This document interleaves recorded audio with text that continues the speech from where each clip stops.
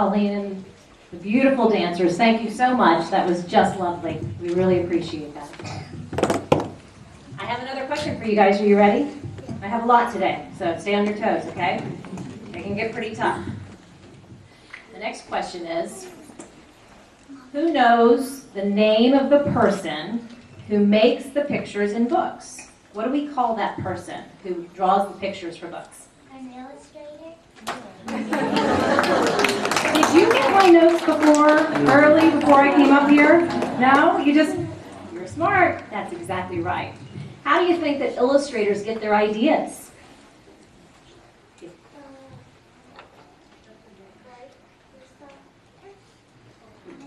If they write, maybe. Yeah, that's a good one. They use their imagination and they think of colors that might match the storyline, right? Yeah, just like that one. Yeah, absolutely. Well, you're going to see that the illustrations or the pictures in Makayla's book are absolutely magnificent. And they came about in a really special way, actually. Tyler Hollis is a professional children's illustrator. And she heard about Makayla, and for the adults in the room, she actually had lost her own daughter several years earlier. Well, Tyler met Makayla's family, her mom and dad, and they formed an instant bond. And Tyler learned all about Makayla and her love for books and the stories that she wrote. She studied up on them. And Tyler Hollis offered to illustrate for Makayla's book, A Bear's Castle. She completely donated her time and her talents, and this result is her labor of love. Here now is Tyler Hollis with a behind-the-scenes look at some of how this artwork came to be. Tyler? As Shannon told you, I'm a children's book illustrator, and that means I'm an artist. Okay, I can draw just about anything you want me to draw, I can draw.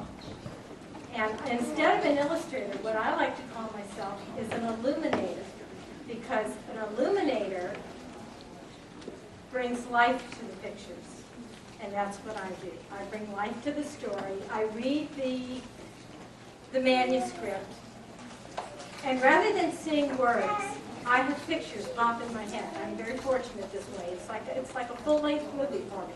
So I basically draw what I see, and I draw like a golden book style. You know, like your grandparents and things read to you when you were a little girl or a little boy. You read the golden books. That's the style I use. I don't use the fancy comic book style or the Annie. I use the old-fashioned romantic style. I think it's indicative much more of childhood and gets closer to the emotions.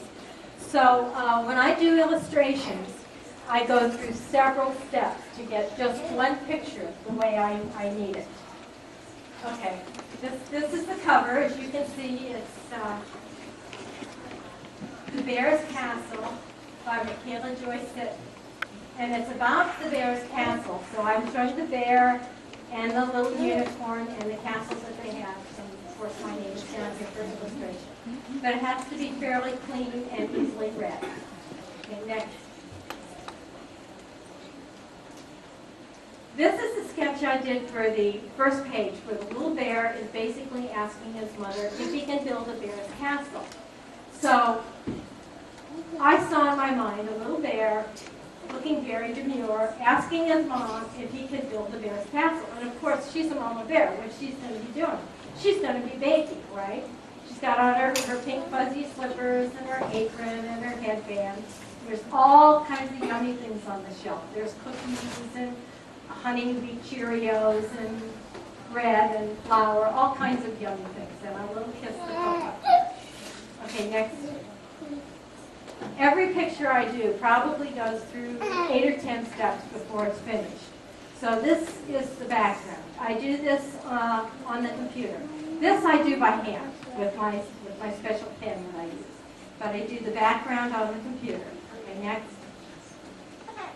Next step. Get everything colored in and saved. Okay. And here we are. We're almost at the end. I've got the polka dots on the mama. I've got her pink slippers on. I decided to give her a black and white linoleum. And here you can see Kiss the Cook again. But the hardest thing in illustrating is, even if you're an artist, it doesn't mean you can be an illustrator. You have to be able to catch emotion and movement with just a few strokes. Next. Here's the before and here's the finish. So you can see the number of steps it takes in between just to get it exactly the way I want it, with all the shading and all the little tiny details. All my clients call them Tyler touches. Next. Okay, for this one, Makayla made me do a little bit of research, because when she mentioned that this was the way Egyptians made the bricks, I had to go to my computer and find out how the Egyptians made the bricks. So what they do is they mix up the mud, they put it in a thing with water, and then they pour it into forms. And then they stack them up to dry. And these are actually called adobe when they dry in the sun like that. Okay, next. Then I colored this in, the individual things, because I knew my background was going to be pretty much of the same color. Put the sky in up here. Okay, now we can see the next one. And here it is with the yellow sand behind it and the yellow pyramids. Next. Then I added the sun, because in Egypt you have to have sun. So the sun is shining on the one side, and I did a little shading and things like that to finish it. So that gives you a good idea of some of the steps that we go through. Okay, next. This is my favorite of the whole book. This is the little bear taking a nap because he's so tired from making all those bricks. And I've got the start of the little nightstand here, and those little feet sticking up through the thing, and he's sleeping. Because he's really snoring one off there. Okay, next one. This one I started adding the details on the quilt and colored in the furniture and the drapes. You can see I've got little bees on there. Now Makayla doesn't have bees on her bed in her room, but this is a little bear, so he's going to have honeybees. Next. Okay. I've added some things. There's the bees, there's the flowers, and there's the mouse. Can you spot them all? The flowers around the ground, flowers and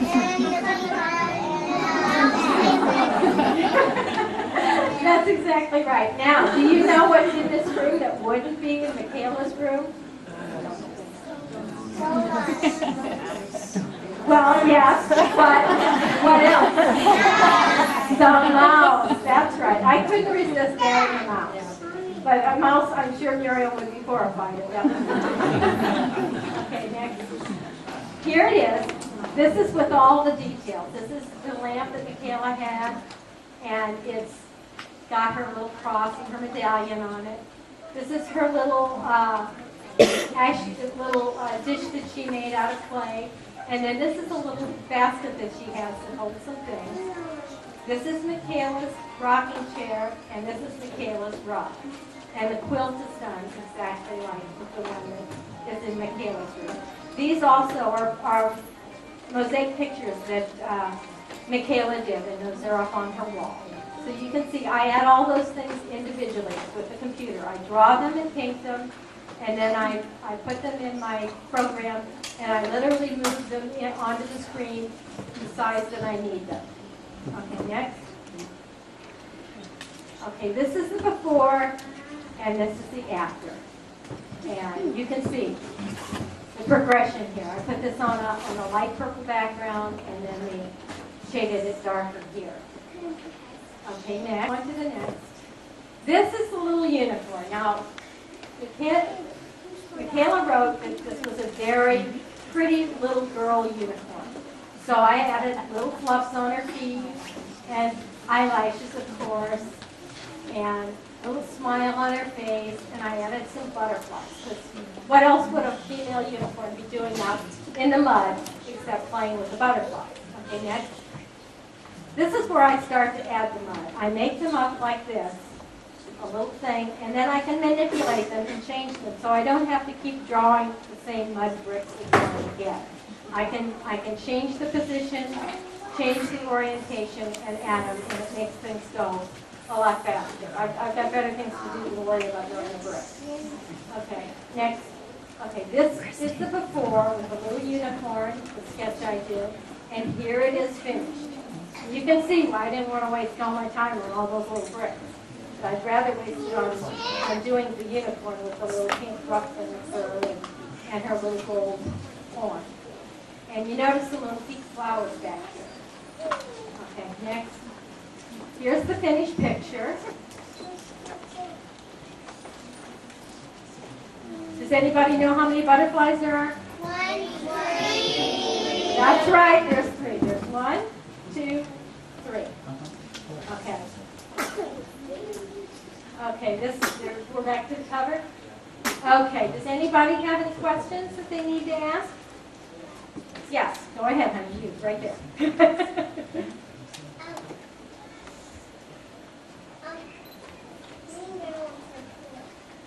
Oh, okay. Yeah? Why does the little bear ask the mom if she can build a bear castle? Why did it say he did or didn't? Well, he does build the bear castle, but you always have to ask your mama before you do something that big and that important.